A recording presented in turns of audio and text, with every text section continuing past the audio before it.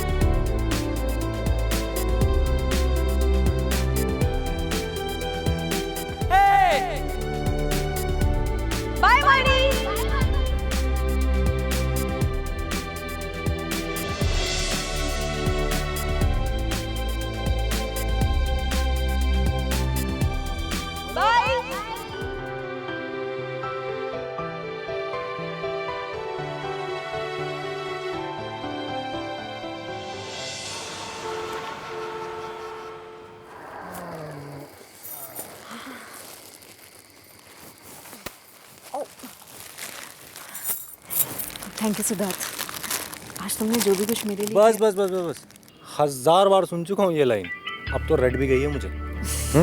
इसलिए अब तुम्हें ये सब बोलने की जरूरत नहीं है। ओके, तो अब मैं चलूं? अरे बाप रे, इन सब का क्या करूं? माँ ने देख लिया ना तो सवालों के ढेर लगा देगी और उन्हें पता भी चल जाएगा। क्या करूं इसका? एक काम करता हूँ, तुम्हारे सामान मैं ले जाता हूँ। जब भी तुम्हें मौका लगे तो 2-4 दिन में आके ले जाना। अच्छा, और अगर आंटी ने देख लिया तो? अरे नहीं देखेंगे आंटी, तुम फिक्र मत करो। कैसे? देखो, अभी उनके फेवरेट सीरियल का टाइम हो रहा है। अगर उनके पीछे बम भी फट गया ना, उनकी नजर टीवी से नहीं हटने वाली। तुम तो बस ये सोचो कि अभी घर जाओगी तो काका काकू से क्या कहोगी, बाकी सब तुम मुझ पे छोड़ दो। कैसे? बस इसको मैं इस पे ऐसे रखूंगा, इसको इसके नीचे रखूंगा और गाड़ी स्टार्ट करूंगा और सीधा चला जाऊंगा। चलो फिर कल मिलते हैं। Okay bye. Okay bye. Thank you.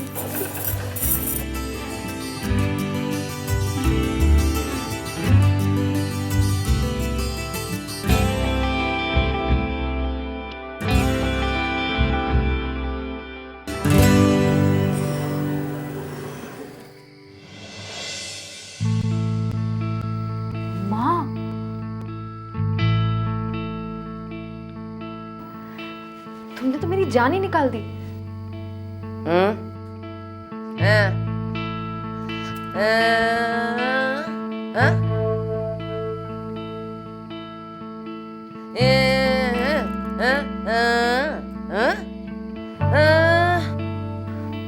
देर हो गई ना माँ, सॉरी।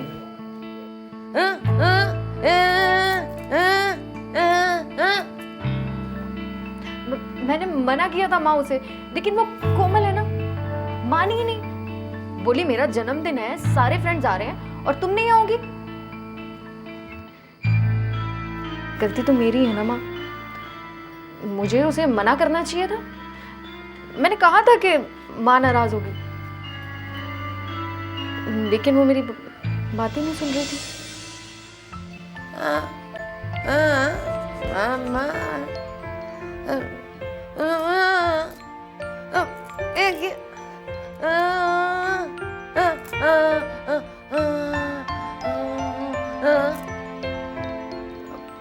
वो वहाँ थिएटर में थी ना, तो फोन साइलेंट पे था, सुना ही नहीं दिया।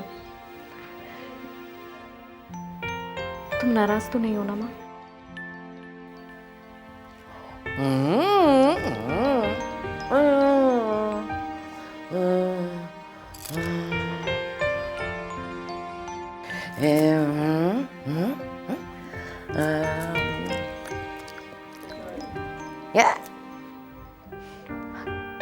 कचौड़ी लाए थे बाबा मेरे लिए?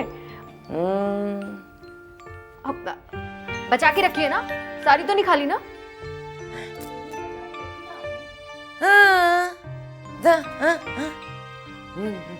ठंडी खा लेती ना माँ, मैं रख तो देते आप।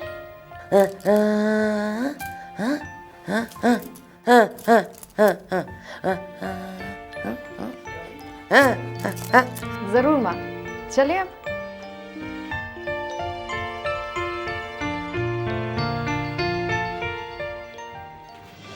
तो देखा तुमने, मेरा मतलब है कि हर चीज़ को ज़रा ढंग से स्टडी कर लो, ये जल्दी का काम नहीं है ना? जी डैड। इतना आराम से देखो, अगर कोई मुश्किल हो तो मैं बैठा हूँ। कुंदन, अर्जुन आ गया क्या? नहीं जी, अभी तक तो नहीं आए। अच्छा। तुम भी किसकी बात कर रहे हो? अर्जुन की? अरे अर्जुन आज तक अभी वक्त पर पहुंचा जो अब पहुंचेगा? अरे वो तो अच्छा डैड, वो कल की मीटिंग के लिए मैंने फाइल तैयार कर ली है, अगर आप देख लेते तो अच्छा रहता। कम ऑन राजीव, जब तुमने देख ली तो मुझे देखने की क्या जरूरत है? अच्छा वो जो मीटिंग के पेपर्स थे वो तुमने पढ़ लिए ना? जी डैड, मैंने तो पढ़ लिए। Good good good good good. क्या बात है। हे डैड, व्हाट्स अप ब्रो? आप लोग सोए नहीं अभी तक? क्या करे बेटा जी, भाई काम धंधे वाले लोग हैं, मेहनत तो करनी पड़ती है, और लोगों की तरह थोड़ी है बड़ी सी गाड़ी उठाई और मौज मस्ती के लिए निकल पड़े। अरे भाई हमें रिसर्च करनी पड़ती है काम के लिए, इंस्पिरेशन ढूंढनी पड़ती है। डैड, आप ये बात मुझे बोल रहे हैं ना? अरे नहीं बेटा जी, मैं तो कॉमन स्टेटमेंट दे रहा था। डैड आज आप कुछ भी बोल लीजिए, आज मैं किसी भी बात का बुरा नहीं मानूंगा। अरे वाह, ये तो फिर बहुत खुशी की बात है कि आज साहबजादे का मूड खराब नहीं होगा, क्यों भाई? लेकिन डैड ये भैया किस बात का शौक मना रहे हैं? जब से आए हुए एक शब्द भी नहीं बोला। तो क्या है बेटा, तुम्हारे भैया उस करोड़ों की डील का अफसोस मना रहे थे जो मेरी वजह से कैंसिल हो गई। क्या बात कर रहे हैं डैड? भैया, डैड आपकी वजह से डील कैंसिल हो गया? I don't believe this. भैया, डैड सही कह रहे हैं? बात वो नहीं है डैड, एक्चुअली मैं कंफ्यूज हूँ कि आप हमेशा कहते हैं कि बिजनेस में इमोशन से काम नहीं होता, और आपने इतनी बड़ी डील सिर्फ इसलिए तोड़ दी कि स्वरूप नारायण के चाचा ने आपके डैड के साथ धोखा किया था। I do not understand dad कि तुम नहीं समझोगे बेटा, बिजनेस में दोस्त चाहे ना हो लेकिन दुश्मन जरूर बन जाते हैं। लेकिन डैड, आप तो ये अपनी बात को कॉन्ट्राडिक्ट कर रहे हैं। अगर बिजनेस में दोस्त नहीं होंगे तो दुश्मन कैसे हो सकते हैं? क्यों भैया? इसी को तो बिजनेस कहते हैं, जहां दोस्त बिल्कुल नहीं होते और दुश्मन ज्यादा होते हैं। इसलिए लोग कहते हैं कि अगर आप में रिस्क टेकिंग एबिलिटी नहीं है तो आपको बिजनेस भी नहीं करना चाहिए, क्योंकि बिजनेस में रिस्क इसलिए होता है क्योंकि वहां दोस्त नहीं होते। Brilliant, you are brilliant. अरे तुम्हें तो बिजनेस की काफी समझ है। बिजनेस सीखने की तुम्हें तो जरूरत ही नहीं है, जो गोल्डन रूल जान गया समझो बिजनेस समझ गया। नहीं अंकल, सिर्फ नॉलेज गेन करने से बिजनेस नहीं होता, एक्सपीरियंस की भी बहुत ज़रूरत होती है। क्या बात है नेहा, लगता है बिजनेस की रूल बुक घोट के पी चुकी हो तुम। अच्छा लेकिन एक बात बताओ, माना बिजनेस में दोस्त नहीं होते, लेकिन करोड़ों का नुकसान तो अपना ही हुआ ना?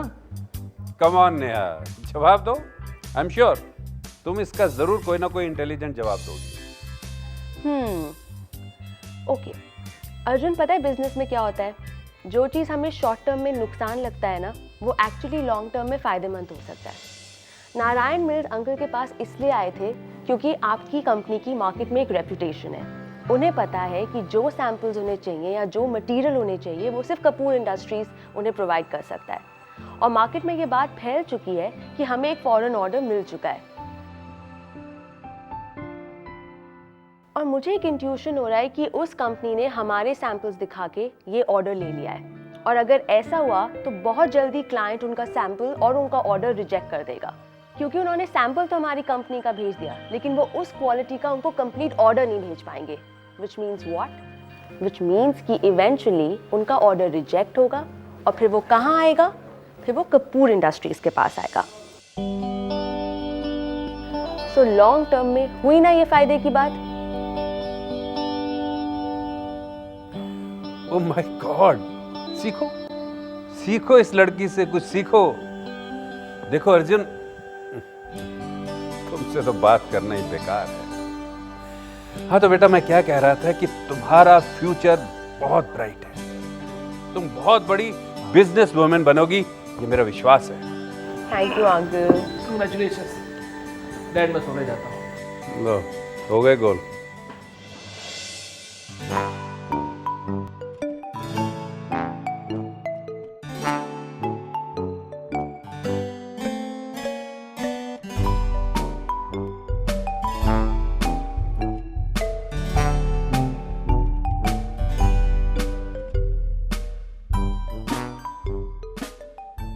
अरे सोना, इस सिद्धार्थ कहाँ चला गया?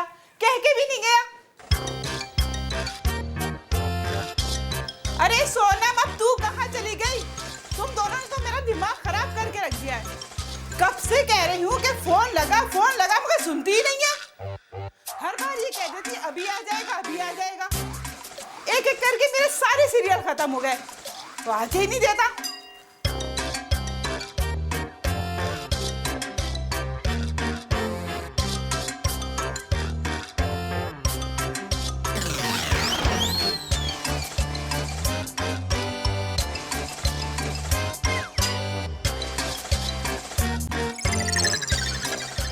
अरे ये लड़का यहाँ सो रहा है और मैं वहां बैठी हलकान हो रही कि बेटा अभी तक नहीं आया। मैंने एक भी सीरियल ना आराम से नहीं देखा, मजाक बना के रख दिया इन दोनों ने मेरा।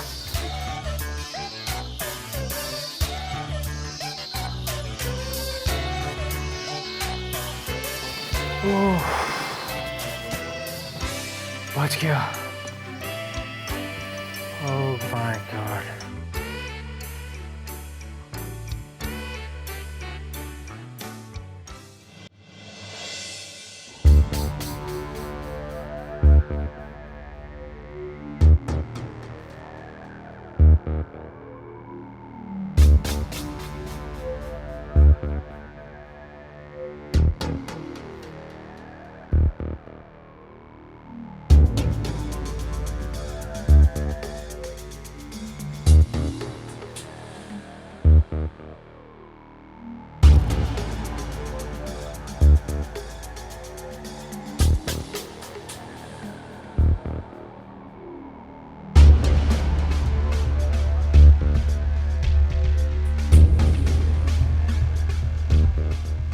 आप ये टहल क्यों नहीं हैं? लोग तो खाना खाने के बाद टहलते हैं और आप हैं कि खाना खाने से पहले ही टहल रहे हैं। चलिए चलिए, पहले खाना खा लीजिए, फिर जितना मन करे उतना टहल लीजिएगा।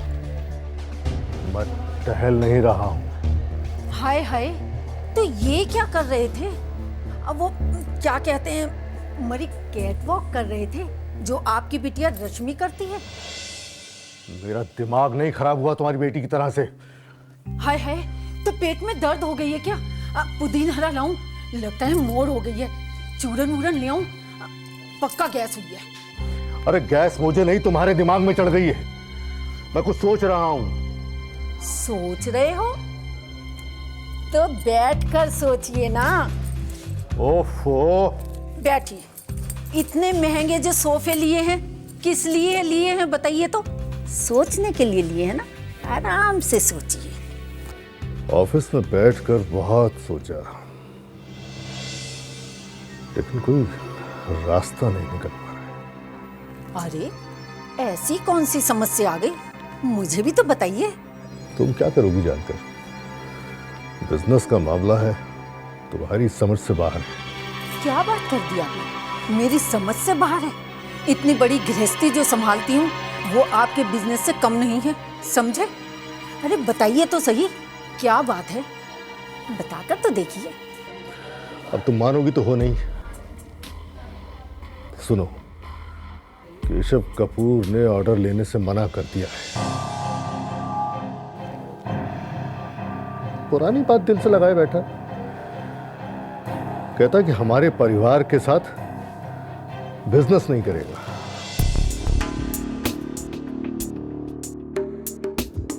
और अंग्रेजों को अगर वक्त पे माल डिलीवर नहीं किया तो ऑर्डर कैंसिल कर देंगे। बस इतनी सी बात। हाँ। अरे केशव कपूर ही थोड़ी है जयपुर शहर में, किसी के मुंह पर भी पैसा फेंकोगे कोई भी खरीद लेगा। अरे तुम समझती नहीं हो, उसके माल की क्वालिटी इस पूरे बाजार में कोई भी नहीं कर सकता है। और असल में उसी की कंपनी का माल मैंने फॉरेन क्लाइंट को सैंपल में भेजा था। अब केशव ने काम करने से मना कर दिया है, समझ नहीं आ रहा है कि क्या करूं। इतना बड़ा ऑर्डर हाथ से निकला जा रहा है। केशव का नाम होगा मार्केट में, लेकिन हमारी कंपनी का कपड़ा भी तो खराब नहीं होता। मैं तो कहती हूँ भगवान का नाम लेकर अपनी फैक्ट्री में माल बनवाकर भेज दीजिए। अरे उन गोरों को क्या फर्क है यहाँ के कपड़ों और रंगाई की। 19-20 का फर्क थोड़ी समझ में आएगा।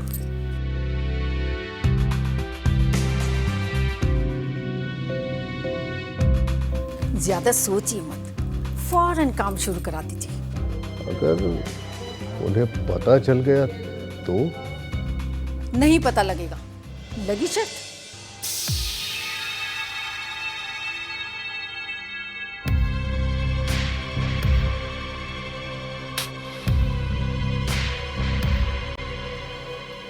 चलिए अपनी तिजोरी की चाबियां दांव पर लगाती हूँ।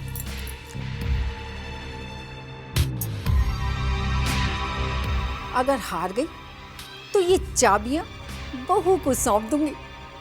भाई फिर तो विश्वास करना ही होगा। सोचता हूं कि तुम्हारे कहने पर ये रिस्क ले ही लूं। तो बेफिक्र होकर ले लीजिए, आखिर ये चाबियां मेरी अपनी तिजोरी की हैं और ये चाबियां ऐसे ही थोड़ी जाने दूंगी।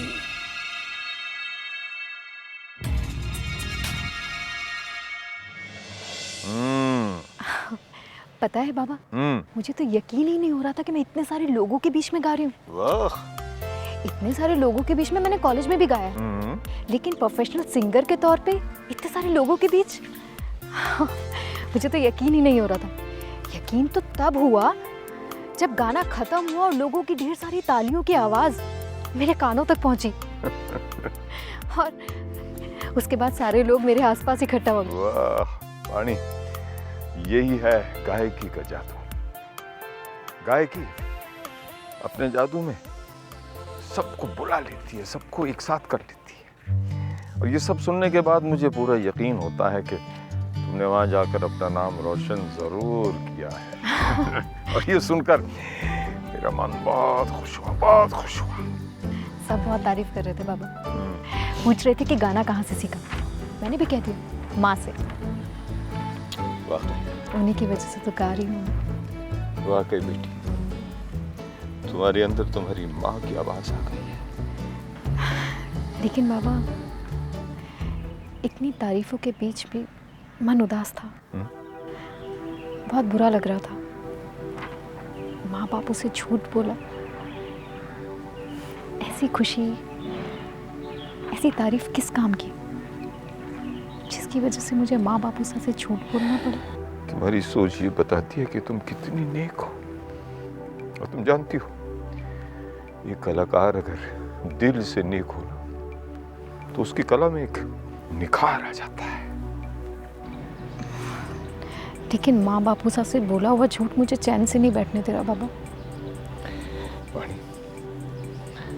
तुमने उन्हें परेशान करने के लिए, दुखी करने के लिए झूठ नहीं कहा।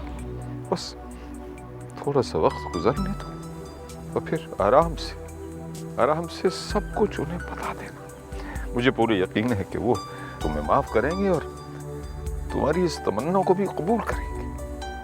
सच बाबा? सच। तुम्हारे वालिदैन के लिए तुमसे बड़ी कोई खुशी नहीं है। तुम खुश हो तो वो भी खुश है। अब उदासी की बहुत सारी बातें हो गई, मुझे तुम्हारी प्यारी सी मुस्कुराहट देखनी है। I hate tears.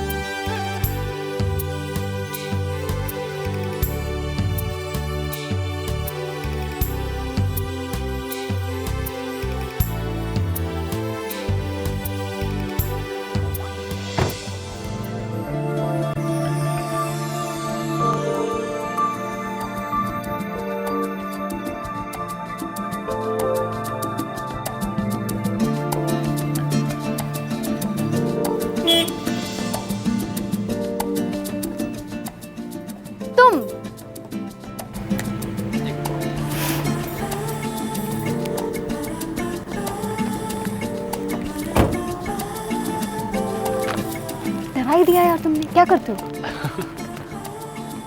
पिछले 2 घंटे से तुम्हारा यहाँ इंतजार कर रहा हूँ। क्यों? इसलिए।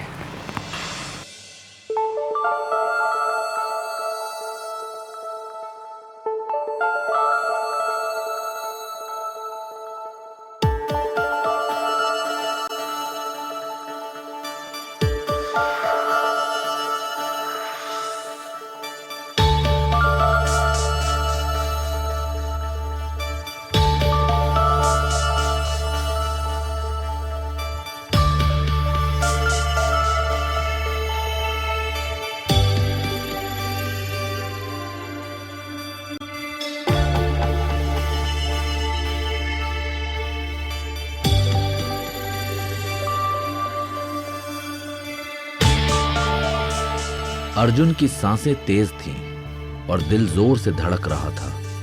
ऊपर से कितना शांत दिख रहा था वो, मगर एक तूफान चल रहा था उसके अंदर। उसके और खुशी के बीच बहुत जरा सा फासला था, जितना फूलों और वाणी के हाथ के बीच। क्या खुशी उसका हाथ थाम लेगी आज?